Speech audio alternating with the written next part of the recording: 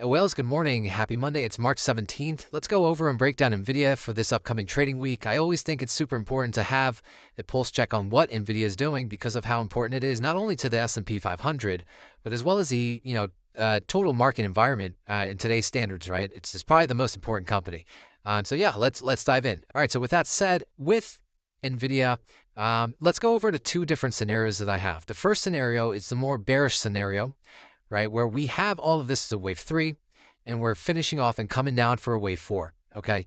The only thing that I'm looking at is whether or not Nvidia can show me some strength and get past this trend line, guys, right? You see this trend line starting from the very peak of January, right? Every single time we try to reach this, we've made some higher low or lower highs and lower highs, and potentially we could have another lower high, guys, right? And if that's the case, what does that mean? That means that Nvidia is currently in a downtrend, right? So this is the first path that we have. And if Nvidia does get a rejection from that trend line, right, then I do have a potential 87 down to 57 as a great buy.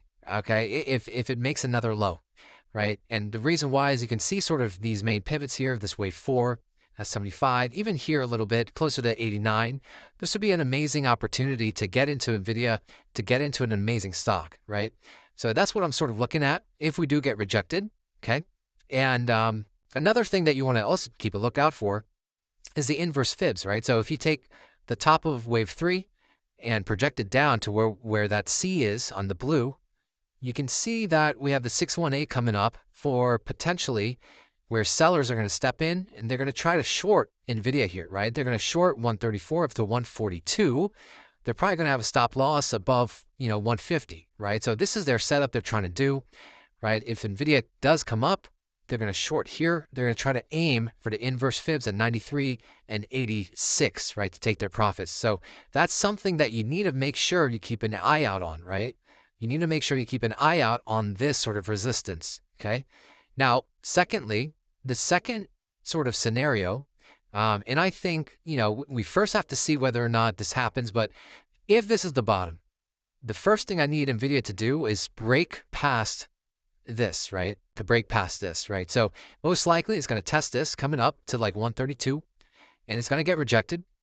Now on the rejection, guys, it needs to hold this higher low at 113, 112, right? Anything lower starts to get pretty bearish. So it needs to hold that higher low, break out like this, consolidate at the all-time highs, right? And then push out. This is exactly what I want to see. So again, if you want to get into Nvidia, I would wait for that rejection to happen, right? You would buy the green box there, stop loss underneath, let's say the lows, right? For a chance at all-time highs here. That's sort of your play that you're looking for. If you haven't gotten in yet, right? That's sort of the play you want.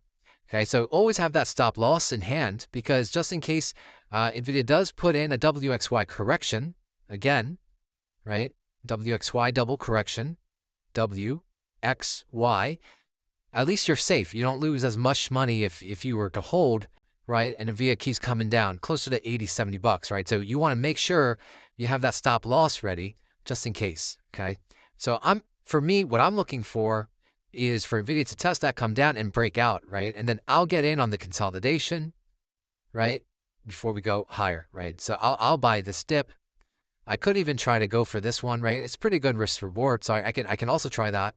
But ultimately, the primary count that I'm looking at, one more down, guys, is what I would love to see, right? I would love to see one more down for selfish reasons, right? And just a disclaimer, guys, right? I'm not a crazy good trader. I only win 50% of my trades, right? But the thing that keeps me profitable is my risk management. Okay, my losses are cut very quickly, and my runners, my wins, I let it run. Okay, so that's the only difference. And I'm wrong 50% of the time. So take everything that I say with a grain of salt, right? Do your own analysis. But what I see right now is that I would love Nvidia a little bit lower and see if we can get in closer down to 90 to 75, right? That'd be beautiful. Until then, I'll update you guys every single day. And yeah, I'll talk to you guys soon.